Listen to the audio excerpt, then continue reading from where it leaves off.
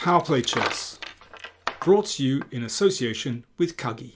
Hello, my name is Svitlana and welcome to the final round of the Women's Candidates 2024.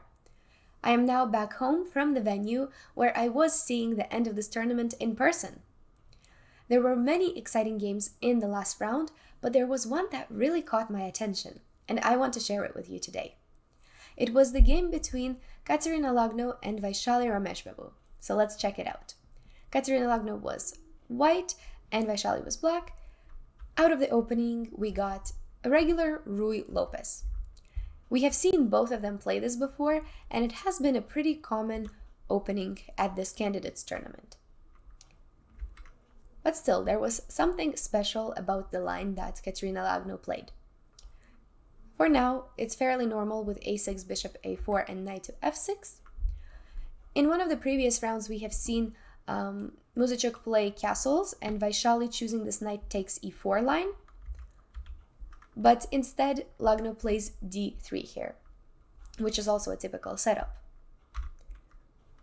Black kicks out the bishop and plays bishop to c5, all developing moves so far. White castles d6. Now Lagno plays this line a4 very quickly. Maybe it was an idea that she had prepared specifically for this game. It is a bit more common to go for things like c3 and h3 with all of the irregular plans of the knight repositioning with rook to e1 and all of that, but she plays a4, which still makes sense for this pawn structure. White is threatening to take, so black plays rook to b8, so that after the recapture, she can take back with the a pawn and not worry about the rook on a8. White goes c3, so potentially trying to play d4 in the future. Black castles, now bishop g5. Lagno is still playing this instantly, so it might have been something that she either knew this position really well or prepared it specifically for this round. Vaishali kicks out the bishop, bishop goes to h4, and this is where things get really spicy. Vaishali plays g5, attacking the bishop, but Lagno doesn't flinch and immediately takes knight to g5. Now you probably see why I chose this game. It is going to be a very exciting middle game with a piece sacrifice. It's interesting that almost all other top player games continued with bishop to g3. And after bishop g4, we get more calmer positions for both colors. So this knight to g5 seemed to not be as popular, but it's a very scary move. Black has to take the knight. Bishop takes on g5. We get two pawns for the piece. That always leads to exciting positions full of tactics. Here we see that white's compensation lies in the fact that the black king is very, very exposed and that there is a really strong pin coming from that bishop, and we can put a lot of pressure on this pinned knight. But it is exactly what Vaishali does next that I found pretty amazing about this game. Firstly, she plays king to g7. If the king is going to stay on the g file anyway, it might as well be a little bit more useful and to protect this knight. As white, it is important to keep up the pressure, always make attacking moves after you have already made a sacrifice. It needs to be quick to keep up the momentum, so queen f3 is good, putting more pressure on that knight. And now Vaishali goes king g6. I mean, I was watching this position from the balcony in person where you could only see the pieces, so you couldn't see the board with the evaluation. And I really had to look a few times to really get convinced that it is really the king that is on g6. Pretty insane middle game position that can really easily go wrong for both sides. But it is really wild that it is objectively equal, as it always is in these crazy lines. The whole idea of this king to g6 move was actually to just attack that bishop, so now it moved away to h4, which was the best move for white as well. Now Vaishali defends really well with this move rook to g8. It's a very important place for the rook. It might look a bit unnatural to put the rook there, But the whole idea is that if white gives, it's a protection against this check, because once white gives this check, the rook is going to be on a good spot attacking the queen, and the bishop cannot take on f7 here, as it can, for example, if the rook is standing over here. This one looks very, very good for white. So this is the whole idea of rook to g8, and if the queen comes back, we can either repeat the position if black really wants, or to even go more ambitiously with rook to g6, and potentially rook h6 later if white ever takes. So a lot of complications here, and rook to g8 is a pretty courageous move no matter what. White goes h3 just to prevent any bishop to g4 ideas. So the bishop goes on e6 instead. The trades are usually advantageous when you're on the defensive side, which is why Vaishali is offering this bishop trade, to make sure that white doesn't have that many pieces in the attack. White goes bishop to d5, and I would say that from this moment on, Vaishali as black gives a pure masterclass on defense. She finds the next few moves that are very amazing, and I'll try to go through the thought process behind them. First, she goes rook to h8, so repositions the rook now, attacking the bishop. Essentially, if this move is very hard to find, because white's last move, bishop to d5, has just attacked our knight on c6. So for example, if white takes that knight, then of course the idea was to take back the bishop. And what is amazing about it is that even after queen to g3, black can play king to h5. The king was already on an insane position, but now it is even crazier with the king on h5. But the thing is, white doesn't actually get a checkmate, because there's only a queen there, and that's not really enough to make it work. The knight can try to join, but after something like knight h7, we can have some queen defense, rook f4 if it gets attacked, the other rook joining. Black is completely safe, surprisingly. So bishop c6 was not as good, and then if bishop f6, which looks really great, because you would think that white has gained back the piece and everything is amazing for white, but it really isn't, because after rook b to g8, even despite the queens being gone, all of black's pieces are attacking the white king, and I would honestly be struggling to defend here without losing any material for white. So this was also not a very good option for white. Instead, she plays queen g3, making a check. Then the king goes back to h7. Oops, the king is here. Vaishali now has 25 minutes left on her clock to Lagno's 1 hour and 20 minutes. We are still at move 20. That's a really insane time difference. But we'll see that Lagno will start spending some time here once it gets more complicated. It was a bit easier to play as white because it was probably part of it was her preparation, but then also some of these attacking moves were easier for white to come up with because they are risking less. So Vaishali really had to make sure she's not getting checkmated on every move. But yeah, she had almost 1 hour less than her opponent. Still, here bishop to c6 was possible, which is not what happened in the game. But if it did, black has a pretty amazing defense with knight to h5, counterattacking the queen. So white takes the queen, black takes on g3. The important idea here is that the bishop is pinning this pawn, so the knight cannot be taken. The bishop is attacked, so it retreats. And after the rook goes to g8, it's an equal endgame. Somehow an equal endgame after all of this, with black even having some chances for an attack.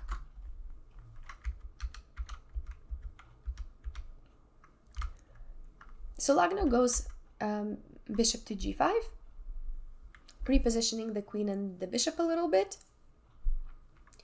Once again, Vaishali finds the only move that keeps equality, and it is queen to g8. I find it really amazing that both of her knights are hanging, but that doesn't matter because neither of them can be taken advantageously. basically, if this knight gets taken, then of course, queen to g3, that would be a huge blunder from white because of this spin still going on. If bishop takes on c6, then we have knight to h5 idea once again. And after the queen moves, queen to g6. And suddenly this rook can also join the attack. And it is suddenly black who is using these open files to make an attack on the white king. That's actually what I found pretty great about this game, is that yes, the king is very open, but I'm not even sure who it's benefiting, the fact that the g file and the h file are open. At this point, Lagno spends about half an hour thinking about her next move and goes down to 30 minutes, at least evening it out, making it closer in terms of time. She plays d4 now with the idea that the queen can now be taken back with the pawn just in case. Vaishali finds a pretty amazing move and plays knight to d4 now. So we'll take a look at how the game proceeded, but of course it's worth considering e takes on d4. But I believe that here they were going to go for somewhat of an endgame with bishop takes f6. After queen g3, now it's possible to take, as I've said, and then black takes with check, takes on b2, and an endgame like this somehow ends up being even in material and ends up being equal. So maybe neither of them wanted to simplify things, especially Lagno, who was the one attacking. But knight d4 is a simply amazing move from Vaishali because it's very hard psychologically to make this move, to give up the piece, even though it was the opponent that sacrificed it initially to open up your king. But she does it here, which was completely the correct decision. It's just a difficult one because your king is still exposed, and the one thing that black had was that extra material, which she doesn't have anymore. But instead, she does get a lot of piece activity. Material is somehow back to even. Bishop takes on e6, f takes e6, some simplifications, but still, both sides are somewhat trying to keep up the attack. White attacks the pawn on c7, so black has to defend it. Rook to c6, so white is trying to also create some weaknesses on the queen side, not just on the king side. Now, there was actually nothing wrong with black taking the pawn on b2. This could have been a possible continuation. But maybe she was scared of rook to b1, and after bishop takes bishop back to d4, you can take on b5 with the rook and start attacking the king with rook to c7 check. These are very complicated, but something like this would have been possible, and perhaps this is something that she was scared of, especially as both players were nearing towards time trouble. Instead, the rook repositions itself to f8. Trying to make threats on the f file, which makes sense. This bishop is exactly eyeing the f2 pawn. But still, rook f8 was a slight inaccuracy, but it's just a very complex position to play for both colors. At this point, the best way for Lagno to develop her attack further would have been to play rook to a3 with a really creative rook lift, with the rook coming to g3, very serious threat. Black, of course, has defenses. For example, knight h5 could prevent it, but still, this was the best way to continue because that makes your last piece really join the attack and to make itself more useful. Instead, she plays bishop h6, which is attacking the rook on f8, and I would say that it is here the critical moment of the game. With less than 2 minutes left for Vaishali, she still found the best possible move. So this is a good time to pause the video and try to give it a try yourself. What would you play here for black? And I'll take my final sip of tea for this tournament. So let's see if you get it. The solution here, the right move that Vaishali played in the game, was bishop takes on f2. Pretty amazing sacrifice. The thing is, if not bishop takes f2, you might have to move the rook. And it becomes, if you move rook to e8, for example, it becomes a little bit passive here and not doesn't make threats on the f file anymore. And if you move the rook to f7, then it might get even more dangerous with the white rook invading on a8, and knight to f3 would lead to a winning position for white with all of the knight to g5 threats. So actually, instead of moving that rook, she finds this really great bishop sacrifice. With so little time, it's really an amazing tactical vision. So let's see what happens if white takes it. If king takes on f2, I don't know if this is the follow-up that you expected, but we actually have queen takes h6. Wonderful continuation to the tactic with the idea that after queen takes knight g4, we win back the queen. This is a double check, so white cannot do anything about it, cannot play queen to f8 or anything. We get to this endgame. It would be an extra pawn for black. Still, white has counterplay initiative, maybe even winning chances with those pawns on the king side. But I assume that Lagno didn't want to go for this because it seems like just an extra pawn for black and not what you want when you've been attacking the whole game, and trading the queens probably wasn't on her radar. So essentially, if you chose knight to g4 here, which seems very, very natural as well, if you chose something like this here, it's a bit of a worse version of the previous line because you do keep the queens on for black and can still keep these ideas like rook to a3 pretty strong for the white side. So now that we dealt with king takes f2, of course the other logical option is queen f2, which is what Kateryna played in the game. But after this queen to f2 line, Vaishali simply regains the piece with queen h6, and now suddenly it's both of them have attacking chances, both colors. So white repositions the rook to the f file, rook f7, pretty good move.